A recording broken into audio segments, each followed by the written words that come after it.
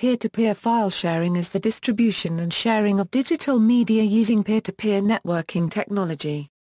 P2p file sharing allows users to access media files such as books, music, movies, and games using a P2p software program that searches for other connected computers on a P2p network to locate the desired content. The nodes of such networks are end-user computer systems that are interconnected via the Internet. Peer-to-peer file sharing technology has evolved through several design stages, from the early networks like Napster, which popularized the technology, to the later models like the Bittorrent Protocol. Several factors contributed to the widespread adoption and facilitation of peer-to-peer file sharing. These included increasing Internet bandwidth, the widespread digitization of physical media, and the increasing capabilities of residential personal computers. Users were able to transfer either one or more files from one computer to another across the Internet through various file transfer systems and other file-sharing networks. History: peer-to-peer file sharing became popular in 1999 with the introduction of Napster, a file-sharing application and a set of central servers that linked people who had files with those who requested files. The central index server indexed the users and their shared content. When someone searched for a file, the server searched all available copies of that file and present them to the user. The files would be transferred directly between the two private computers. A limitation was that only music files could be shared. Because this process occurred on a central server, however, Napster was held liable for copyright infringement and shut down in July 2001. It later reopened as a pay service. After Napster was shut down, the most popular peer-to-peer services were Gnutella and Kazaa. These services also allowed users to download files other than music, such as movies and games. Technology evolution: Napster and eDonkey 2000, which both used a central server-based model, may be classified as the first generation of P2P systems. These systems relied on the operation of the respective central servers, and thus were susceptible to centralized shutdown. The second generation of P2P file sharing encompasses networks like Kazaa, Gnutella and Gnutella 2, which are able to operate without any central servers, thus eliminating the central vulnerability by connecting users remotely to each other. The third generation of file sharing networks are the so-called darknets, including networks like Freenet, which provide user anonymity in addition to the independence from central servers. The Bittorrent Protocol represents a special case. In principle, it is a file-sharing protocol of the first generation, relying on central servers called trackers to coordinate users. However, it does not form a network in the traditional sense. Instead, new, separate networks of coordinating users are created for every set of files, called a torrent. Newer extensions of the protocol removes the need of centralized trackers, allow the usage of a decentralized server-independent network for source identification purposes, referred to as the mainline DHT. This allows BitTorrent to encompass certain aspects of a file-sharing network of the second generation as well. Users create an index file containing the metadata of the files they want to share, and upload the index files to websites where they are shared with others. Peer-to-peer file sharing is also efficient in terms of cost. The system administration overhead is smaller because the user is the provider and usually the provider is the administrator as well. Hence each network can be monitored by the users themselves. At the same time, large servers sometimes require more storage and this increases the cost since the storage has to be rented or bought exclusively for a server. However, usually peer-to-peer file sharing does not require a dedicated server. Economic impact. There is still ongoing discussion about the economic impact of P2P file sharing. Norbert Michel, a policy analyst at the Heritage Foundation, said that because of econometric and data issues, studies thus far have produced disparate estimates of file sharing's impact on album sales. In the book The Wealth of Networks, Yochai Binkler states that peer-to-peer file sharing is economically efficient and that the users pay the full transaction cost and marginal cost of such sharing even if it throws a monkey wrench into the particular way in which our society has chosen to pay musicians and recording executives. This trades off efficiency for longer-term incentive effects for the recording industry. However, it is efficient within the normal meaning of the term in economics in a way that it would not have been had Jack and Jane used subsidized computers or network connections. Music industry. The economic effect of copyright infringement through peer-to-peer file sharing on music revenue has been controversial and difficult to determine. Unofficial studies found that file sharing had a negative impact on record sales. It has proven difficult to untangle the cause and effect relationships among a number of different trends, including an increase in legal online purchases of music. Illegal file sharing.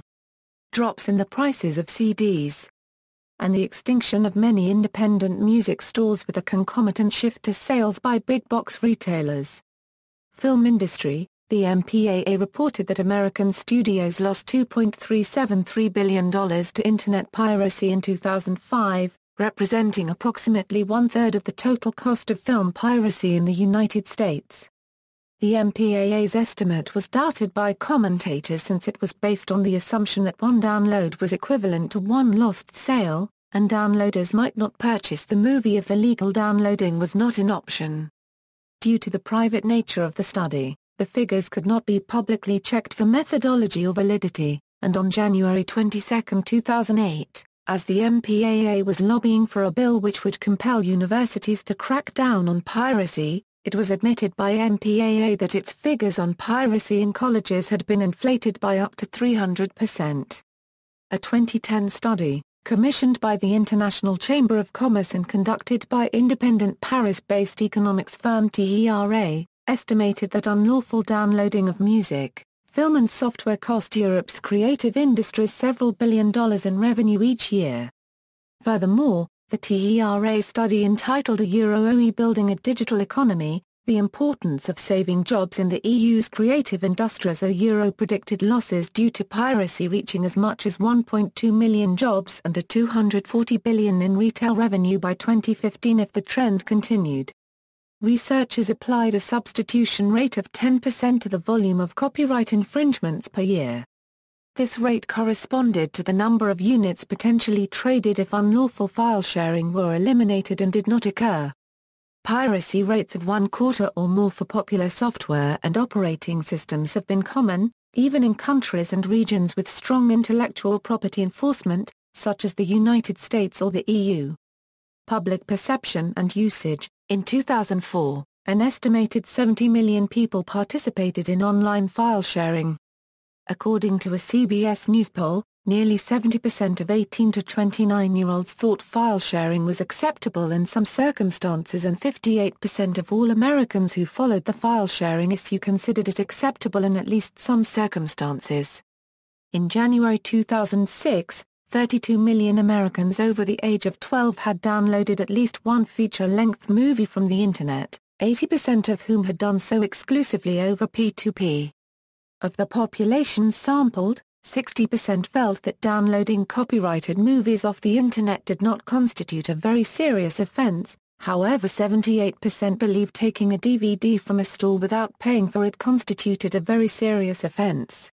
In July 2008, 20% of Europeans used file-sharing networks to obtain music, while 10% used paid-for digital music services such as iTunes. In February 2009, a Tiscali UK survey found that 75% of the English public polled were aware of what was legal and illegal in relation to file-sharing, but there was a divide as to where they felt the legal burden should be placed. 49% of people believed P2P companies should be held responsible for illegal file sharing on their networks, 18% viewed individual file sharers as the culprits, while 18% either didn't unregistered trademark know or chose not to answer. According to an earlier poll, 75% of young voters in Sweden supported file sharing when presented with the statement, "I think it is okay to download files from the net, even if it is illegal." Of the respondents, 38% said they adamantly agreed while 39% said they partly agreed. Risks. In early June 2002, researcher Nathaniel Good at HP Labs demonstrated that user interface design issues could contribute to user inadvertently sharing personal and confidential information over P2P networks. In 2003, Congressional hearings before the House Committee of Government Reform and the Senate Judiciary Committee were convened to address and discuss the issue of inadvertent sharing on peer-to-peer networks and its consequences to consumer and national security. Researchers have examined potential security risks including the release of personal information, bundled spyware, and viruses downloaded from the network. Some proprietary file-sharing clients have been known to bundle malware, though open-source programs typically have not. Some open-source file-sharing packages have even provided integrated antivirus scanning. Since approximately 2004 the threat identity theft had become more prevalent, and in July 2008 there was another inadvertent revealing of vast amounts of personal information through P2P sites. The names, dates of birth, and social security numbers of about 2,000 of firms' clients were exposed, including those of Supreme Court Justice Stephen Breyer. A drastic increase in inadvertent P2P file sharing of personal and sensitive information became evident in 2009 at the beginning of President Obama's administration when the blueprints to the helicopter Marine One were made available to the public through a breach in security via a P2P file sharing site. Access to this information has the potential of being detrimental to U.S. security. Furthermore, shortly before this security breach, The Today Show had reported that more than 150,000 tax returns, 25,800 student loan applications and 626,000 credit reports had been inadvertently made available through file sharing.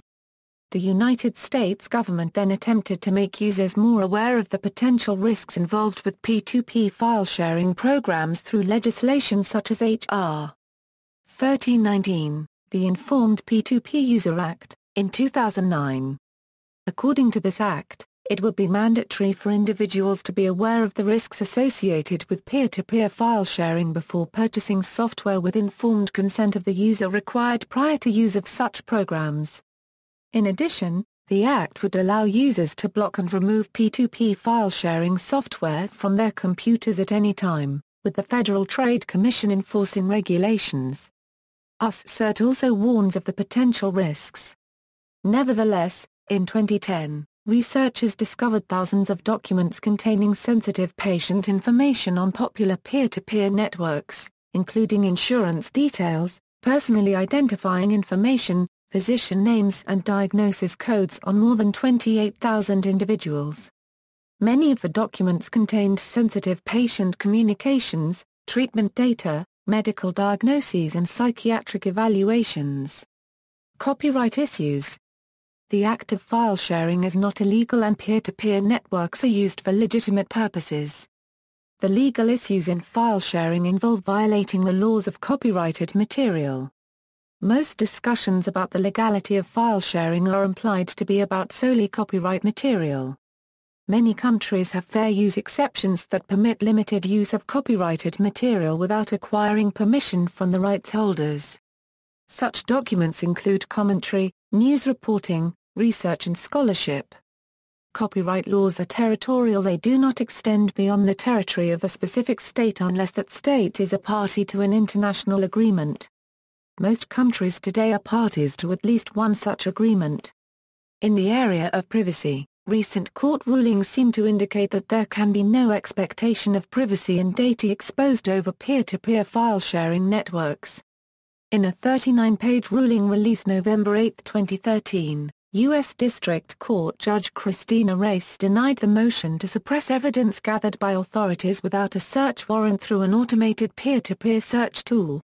See also: Anonymous P2P, comparison of file-sharing applications, Darknet, disk sharing, file sharing in Canada, file sharing timeline, friend-to-friend or F2F, open music model, privacy in file sharing networks, private P2P, trade group efforts against file sharing, ARIS, torrent poisoning, structured hierarchical P2P protocol, references.